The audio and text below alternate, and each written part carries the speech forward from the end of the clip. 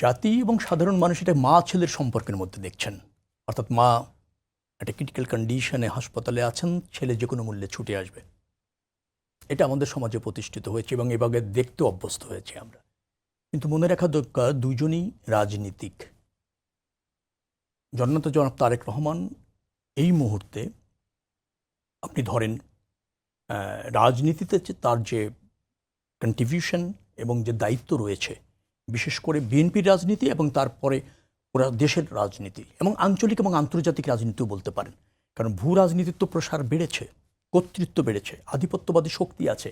সেখানে বাংলাদেশকে রিপ্রেজেন্ট করতে গেলে যে রাজনৈতিক প্রতিষ্ঠিত হতে চায় তা বাংলাদেশে খুব বেশি অ্যাভেলেবেল না। অনেক রাজনৈতিক দল আছে, সম্ভাবনাময় নেতাও আছে। আবার ধরেন আগামী নির্বাচনে অনেক রাজনৈতিক দল প্রতিষ্ঠিত হতে পারে জনগণের রায়ের ভিত্তিতে। কিন্তু বিএনপি একটা প্রতিষ্ঠিত রাজনৈতিক দল, জনপ্রিয় রাজনৈতিক দল, রাষ্ট্র ব্যবস্থাপনার অভিজ্ঞ রাজনৈতিক দল। তার চেয়ে বড় কথা হচ্ছে যে একটা গ্রহণযোগ্য নির্বাচন হলে এই দলটির উপর দায়িত্ব জনগণ দিতে পারে রাষ্ট্র পরিচালনার। সেই দলের প্রধান এখন জাতীয় নেতার মতো ভূমিকা রাখতে হচ্ছে এই সংকটকালীন সময় দেশের, এবং সেই ভূমিকাটা জননেতা জনাব তারেক রহমানের উপর। তিনি যেটা বলতে চেয়েছেন, আমি যদি বুঝে থাকি, তিনি বলছেন যে আমার আশাটা একক সিদ্ধান্তের উপর নির্ভর করে না, এটা একটু অবারিত না, একটু সীমাবদ্ধ।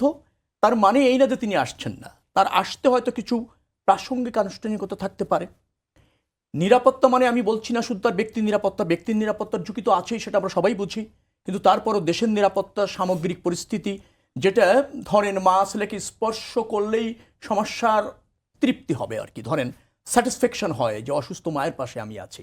কিন্তু তার চেয়ে বড় হচ্ছে দেশ জাতির প্রতি কিন্তু একটা দায়িত্ব থাকে প্রতিষ্ঠিত নেতার।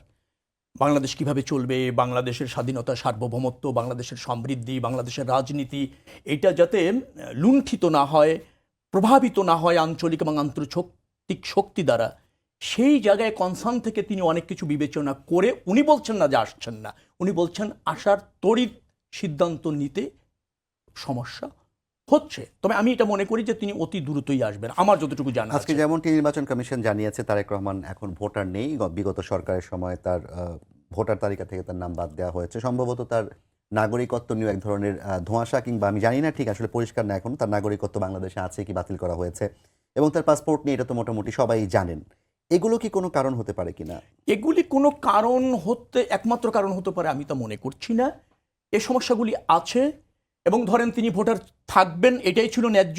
বিগত সরকার তাকে ভোটার তালিকা থেকে বাদ দিয়েছে। আবার তিনি যে কোনো সময় নির্বাচন কমিশনে আবেদন করে ভোটার হতে পারবেন, এটা তার সাংবিধানিক অধিকার। এটা হয়তো হচ্ছে না। সরকারের বক্তব্য যদি দেখেন, সরকারের সার্বিক সহযোগিতা রয়েছে। আরেকটা কথা বলে রাখা ভালো, তারেক রহমান কিন্তু তার ওই বক্তব্যে অথবা তার ওই ফেসবুক স্ট্যাটাসে কাউকে দোষারোপ করেননি, কাউকে দায় দেননি। তিনি বলছেন কিছু প্রাসঙ্গিক জটিলতা আছে। নিশ্চয়ই তিনি এতটুকু বলেছেন, কি জটিলতা আছে সেটাও সময় হলে তিনি বলবেন। কিন্তু তিনি কি মিন করতে চেয়েছেন সেটা নিয়ে আমাদের ধারণা প্রসূত বক্তব্য না রাখাই ভালো।